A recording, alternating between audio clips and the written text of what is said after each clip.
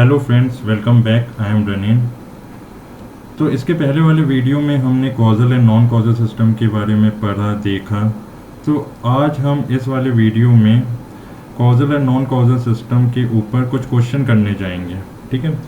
तो एक चीज़ मैं आपको क्लियर कर दूं कि क्वेश्चन सॉल्व करने के पहले या फिर क्वेश्चन सॉल्व करते टाइम पे आपको किन किन बातों का ध्यान रखना है causal and non causal system के क्वेश्चंस रिलेटेड प्रॉब्लम्स में आपको क्या बातें ध्यान रखनी है, वो मैं आपको अभी बताने जा रहा हूँ। तो ध्यान से इन सारी बातों का ध्यान आपको रखना है। देखिए यहाँ देखिए y ऑफ टी का मतलब होता है आउटपुट रिस्पॉन्स एट t। ठीक है। x ऑफ टी का मतलब होता है इनपुट रिस्पॉन्स एट t। ठीक। x of t minus T not का मतलब होता है input response at t minus T not. ठीक। And third one is x of T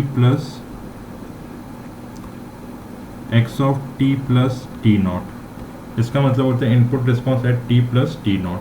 ठीक। जब y of t output response है ना, input response x of t पे डिपेंड करेगा। जब y of t x of t पे depend करेगा, आउटपुट रिस्पॉन्स इनपुट के उसी वैल्यू पे डिपेंड करेगा जिस वैल्यू पे आउटपुट रिस्पॉन्स है, तो उसको हम कहते हैं प्रेजेंट वैल्यू। और इस टाइप के सिस्टम को हम क्या कहेंगे? कॉजल सिस्टम कहेंगे, है ना। इसमें मैंने शॉर्ट में लिख दिया है CS। ठीक है। जब output response at t input response at t minus T naught पे डिपेंड करेगा, यानी कि इनपुट के पास्ट वैल्यू पे डिपेंड करेगा। जब इनपुट के पास्ट वैल्यू पे डिपेंड करेगा तो उस टाइम सिस्टम को हम कौन सा सिस्टम कहेंगे? कॉजल सिस्टम कहेंगे। ठीक है।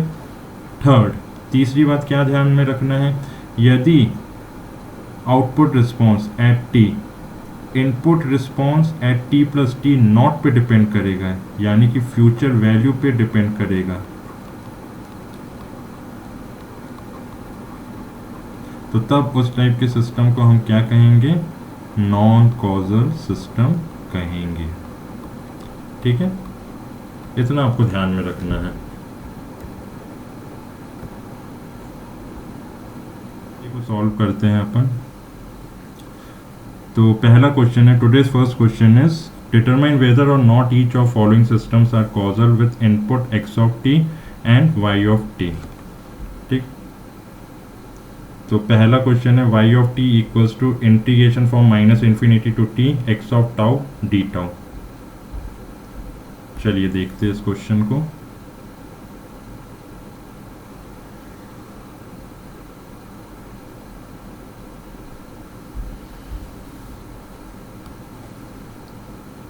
चलिए सॉल्यूशन देखते हैं इसका।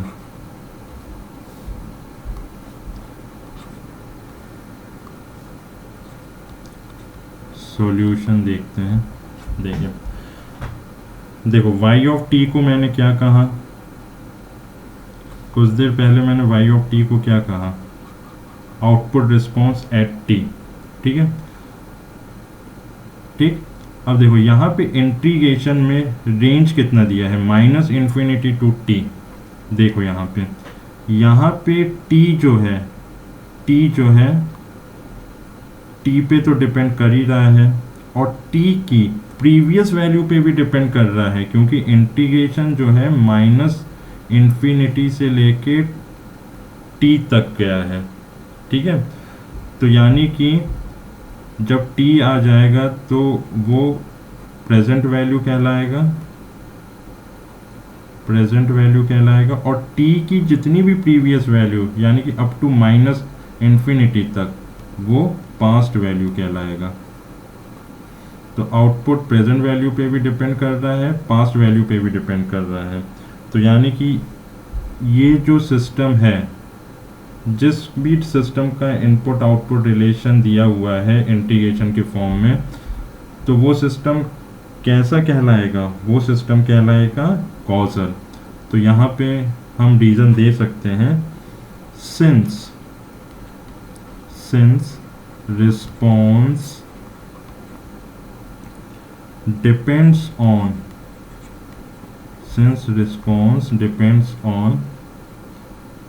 past and present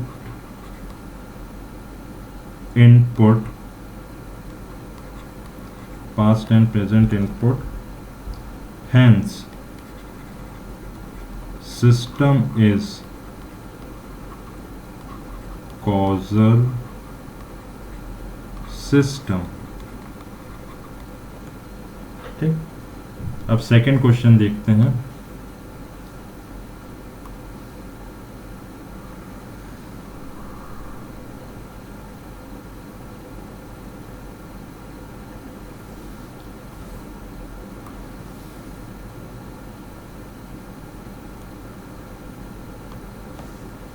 चलिए, सेकेंड क्वेश्चन क्या दिया है, y of t equals to integration from minus infinity to t plus 2, ठीक है, x of tau d tau.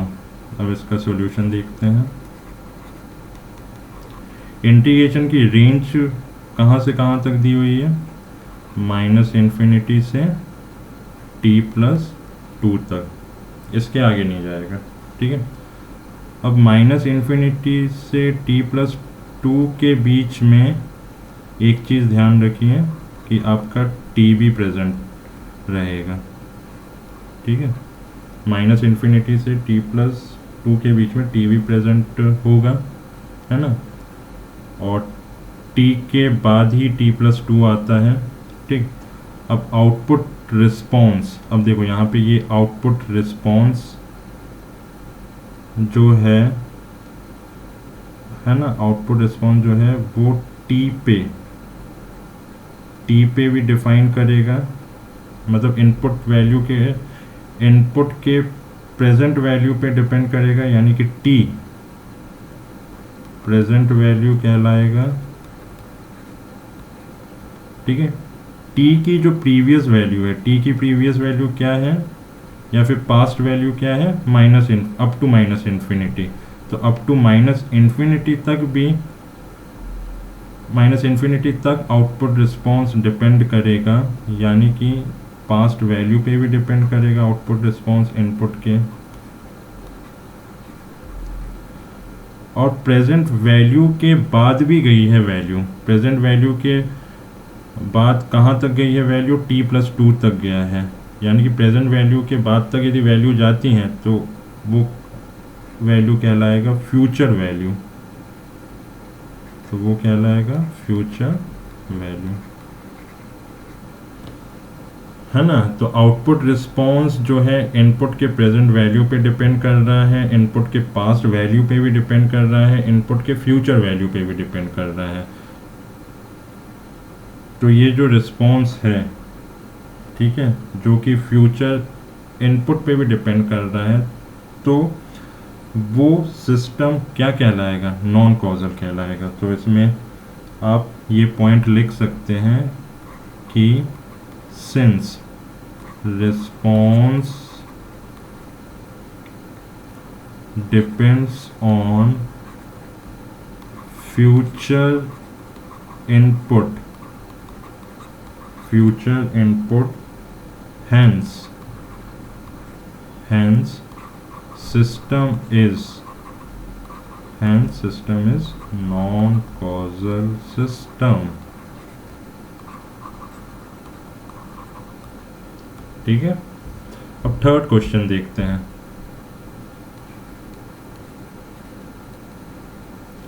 Third question में भी सिमिलर टाइप का सवाल है, y of t equals to minus infinity to 2t x of tau d tau. x of tau d tau यदि limit रखोगे तो वही x ऑफ t इनपुट और y ऑफ t आउटपुट कहलाएगा, ठीक है।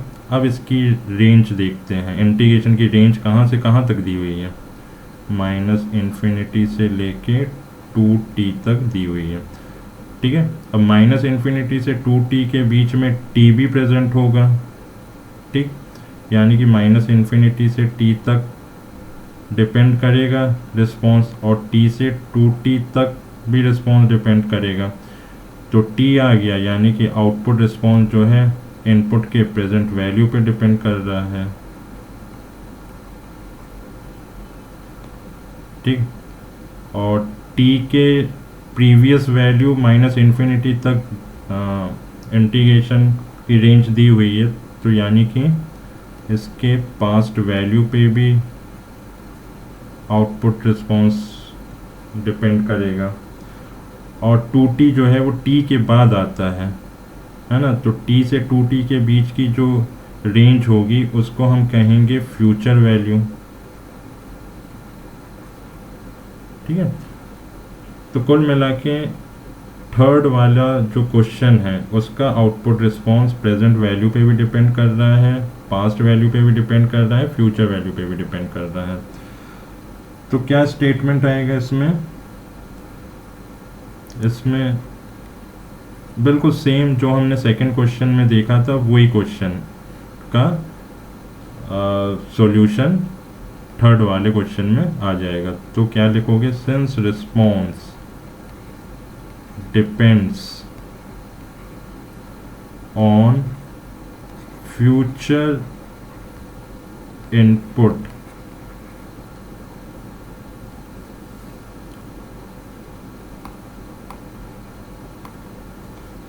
on future input, hence system is non-causal system। ठीक है, आई होप इतनी बात क्लियर हो गई होगी। नेक्स्ट क्वेश्चन लेते हैं। नेक्स्ट क्वेश्चन में दिया है check whether system y of t equals to x of at is causal or not for different values of a।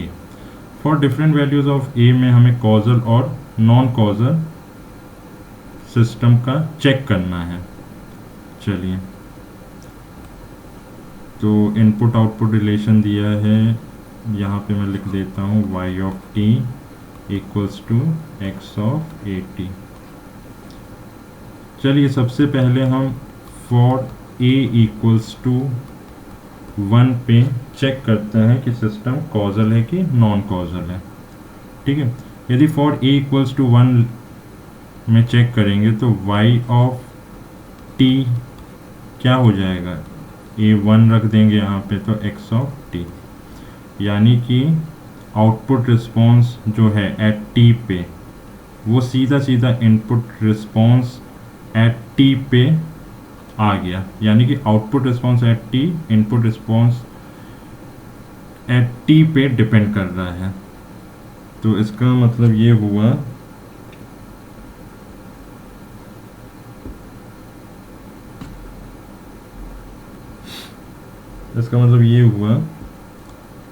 system is causal for a equals to 1, system is causal as output depends on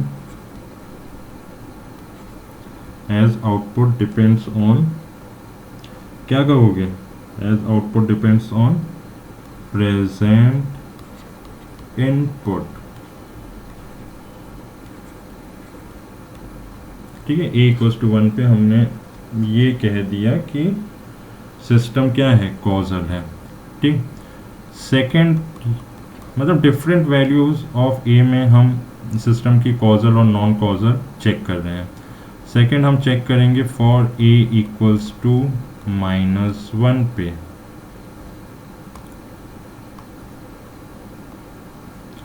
for a equals to -1 पे जब हम a equals to -1 रखेंगे तो y of t क्या आएगा? y of t equals to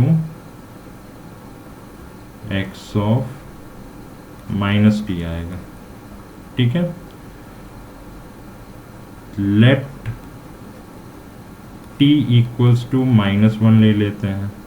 late t equals to -1 में जब हम चेक करेंगे सिस्टम की कॉजल एंड नॉन कॉजल, तो क्या होगा, y ऑफ -1 इक्वल्स टू क्या होगा, x ऑफ 1, x ऑफ 1। इतनी बात क्लियर। अब ये बताओ, output response at t equals to -1 पे हमें चेक करना है कि सिस्टम कॉजल है कि नॉन कॉजल है ना। अब देखो, output response at t equals to -1 equals to क्या आया, input response at t equals to 1। Output response at t equals to -1, देखो यदि कोई भी स्केल में यदि देखोगे तो 0 के बाद आता है 1, है ना, और 0 के पहले आता है -1। और आउटपुट रिस्पॉन्स कहाँ बैठा हुआ है, आउटपुट रिस्पॉन्स बैठा हुआ है -1 पे। और इनपुट रिस्पॉन्स कहाँ बैठा हुआ है, इनपुट रिस्पॉन्स बैठा हुआ है 1 पे।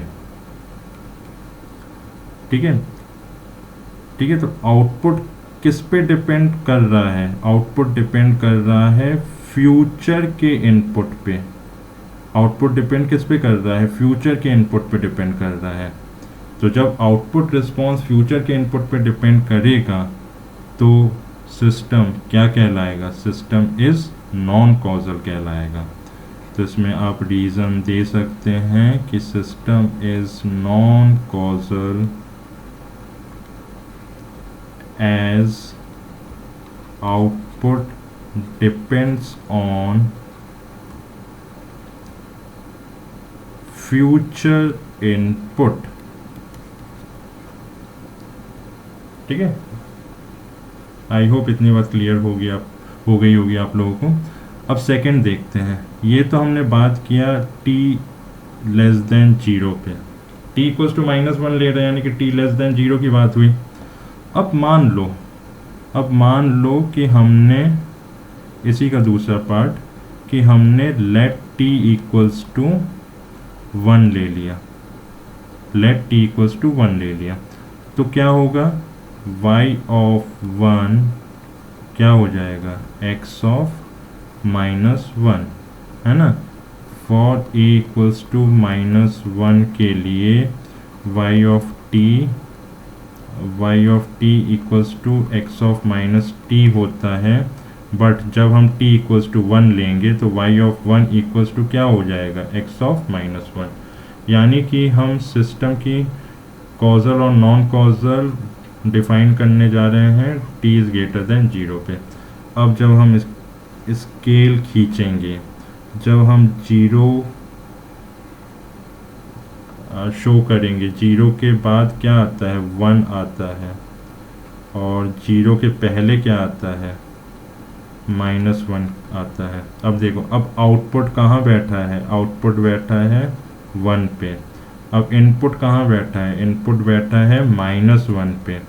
ठीक है, इनपुट आउटपुट के पीछे दिखा रहा है, यानी कि आउटपुट के प्रीवियस वैल्यू पे दिखा रहा है, यानी कि आउटपुट के पास्ट वैल्यू पे दिखा रहा है। इनपुट जो है आउटपुट के पास्ट वैल्यू पे दिखा रहा है। अब जब आउटपुट इनपुट के पास्ट वैल्यू पे दिखाएगा, है ना, यहाँ पे देखो इनपुट क्या है, आउटपुट के पास्ट वैल्यू पे दिखा रहा है, यानी कि आउटपुट जो है वो डिपेंड कर रहा है इनपुट के पास्ट वैल्यू पे। तो हम यहाँ पे क्या लिखेंगे, सिस्टम इज, जब आउटपुट डिपेंड करेगा इनपुट के पास्ट वैल्यू पे तो हम क्या लिखेंगे, system is causal as output depends on past input. ठीक, आ रही बात समझ में। तो t इज ग्रेटर देन 0 में सिस्टम क्या आया, सिस्टम नॉन कॉजल आया। But t is greater than 0 पे सिस्टम क्या आया, सिस्टम इज कॉजल आया। ठीक है, तो ये चीज़ ध्यान रखिएगा। सिमिलरली ये तो हो गया, ये हो गया first case for a equals to 1 पे। ये हो गया second case for A equals to -1 पे जब t लेस देन 0 पे हमने सिस्टम की कॉजल और नॉन कॉजल चेक किया। तीसरे केस में भी a इक्वल्स टू -1 लिया, बट यहाँ पे t इज़ ग्रेटर देन 0 पे सिस्टम की कॉजल और नॉन कॉजल चेक किया। ठीक है, सिमिलरली थर्ड केस लेते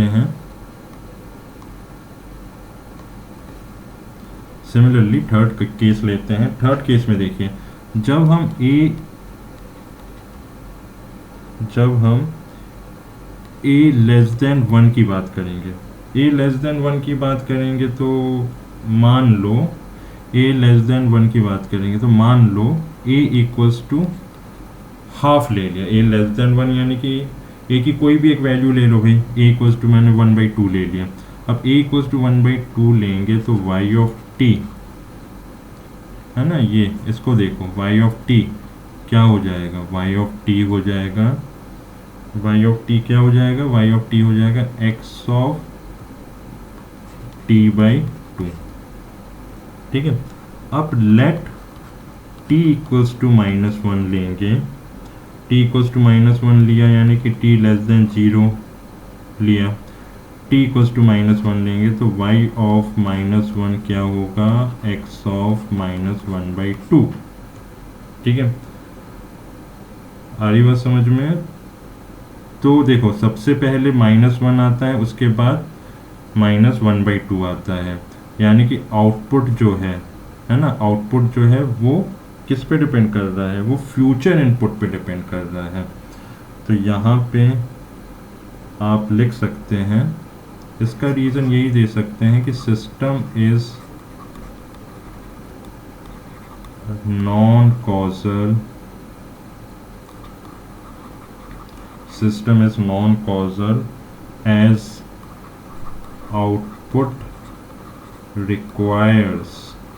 as output requires future input।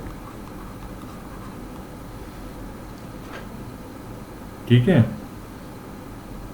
क्योंकि जो इनपुट है, फ्यूचर इनपुट जो है आउटपुट के बाद बैठेगा या फिर आउटपुट के बाद बैठा हुआ है। ठीक है, तो जब आउटपुट के बाद कोई चीज़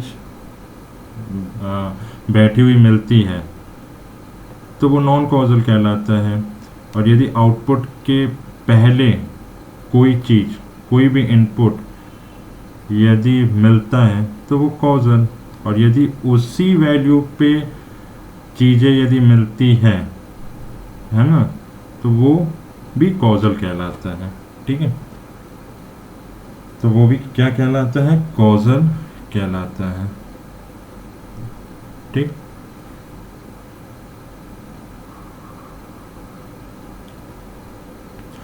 अब देखो, अब हम चौथा केस लेते हैं।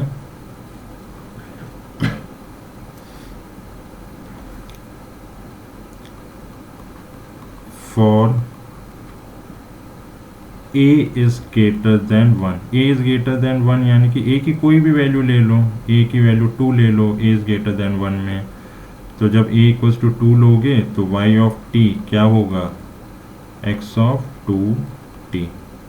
ठीक है, अब इसमें हमने लेट t इक्वल्स टू -1 ले लिया, यानी कि t लेस देन 0 में हमने कोई एक वैल्यू ले ली t की। जब t लेस देन 0 में वैल्यू लेंगे तो y ऑफ -1 इक्वल्स टू क्या होगा, x ऑफ -2 होगा। ठीक है ना, अब देखो y ऑफ -1, ठीक है, और x ऑफ -2, इन दोनों को रिलेट करने की कोशिश करो। तो x ऑफ -2 y ऑफ -1 के पहले आएगा कि बाद में आएगा, उसके लिए अपन क्या करेंगे, उसके लिए अपन ये चेक करेंगे कि -2 -1 के पहले आता है कि बाद में आता है। ऑब्वियसली -2 -1 के पहले आता है। ठीक है, यानी कि पास्ट में आता है, यानी कि आउटपुट जो है वो इनपुट के पास्ट वैल्यू पे डिपेंड कर रहा है। तो यहाँ पे क्या हो जाएगा, यहाँ पे आपका सिस्टम क्या कहलाएगा, यहाँ पे आपका सिस्टम कहलाएगा कॉजल सिस्टम, यहाँ पे आपका सिस्टम क्या कहलाएगा, कॉजल सिस्टम। ठीक है, तो इस टाइप से हमने डिफरेंट वैल्यूज ऑफ ए में सिस्टम की causal and non causal check किया। ठीक है,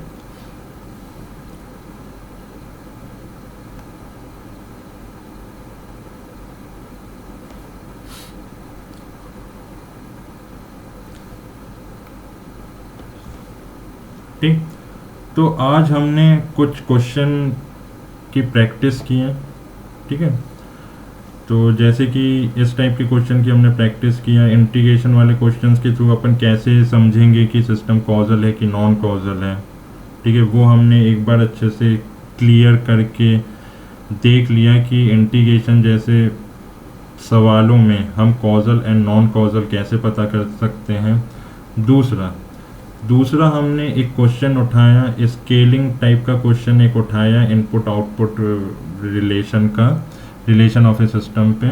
उसमें हमने डिफरेंट वैल्यूज ऑफ ए पे ये चेक करने की कोशिश की कि सिस्टम कॉजल है कि नॉन कॉजल है। उसमें भी हमने फिर टी की 0 लेस देन वैल्यू में भी चेक किया, टी इज ग्रेटर देन 0 पे भी हमने चेक करके ये पता किया कि सिस्टम कॉजल है कि नॉन कॉजल है।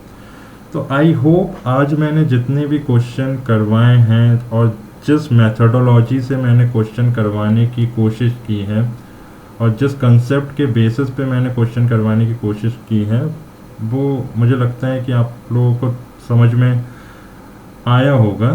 ठीक है, तो इस टाइप के क्वेश्चंस मैं आगे चल के और भी लेके आऊँगा, जैसे कि गेट एग्जामिनेशंस में causal and non causal system के क्वेश्चंस कैसे आते हैं और कैसे हम गेट टाइप के एग्ज़ाम्स के क्वेश्चंस टैकल करेंगे, या फिर इंजीनियरिंग सर्विसेज एग्जामिनेशंस के क्वेश्चन सिस्टम से रिलेटेड क्वेश्चन कैसे टैकल करेंगे।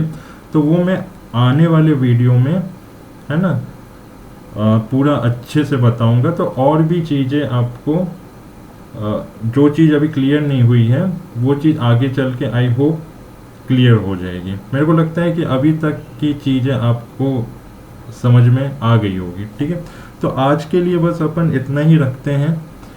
इसके आगे हम नेक्स्ट क्लास से 4th टाइप ऑफ सिस्टम पे एंट्री करेंगे, जिसका नाम है स्टैटिक एंड डायनामिक सिस्टम के बारे में स्टडी करेंगे। ठीक है, तो चलिए आज के लिए इतना ही, है ना। तो नेक्स्ट वीडियो में मिलते हैं, तब तक के लिए take care and good bye.